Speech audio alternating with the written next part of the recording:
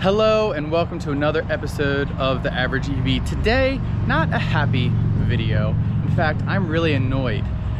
If you haven't heard of them, Electrify America, they've all we got. If you want to travel around the country, you have to go to an Electrify America charging station for the most part.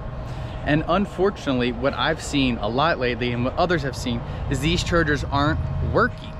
And there's this issue. I've put out another video. I'll put a card so you all can click and follow that if you'd like and watch that. But I have brought up that these specific units right here, these are the dispensers, the charging units are back there, that these particular units have failing power modules. And so they're not outputting what they're supposed to. Most people say, well, it's not that big a deal. It's not that big a deal. I'm in no sort of hurry right now. It's gonna be okay. There's a spot here someone could charge in. That EV6 is blocking a spot, so someone could charge there if they wanted to. Somehow we'd figure it out.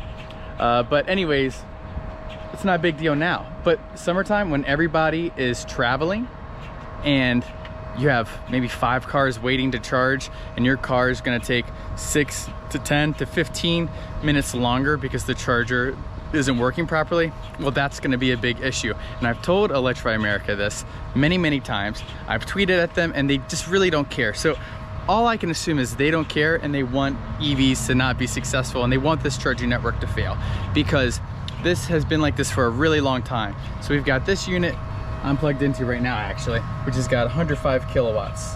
So that's putting out 200, what would that be, 220, 250, maybe, no, it's 280 amps. So not great. And then we've got this one. This one was putting out 220 amps, which again, isn't great. And then the one right there, where the e-tron is plugged into, was only putting out 200 amps, and it's supposed to be putting out 350 amps.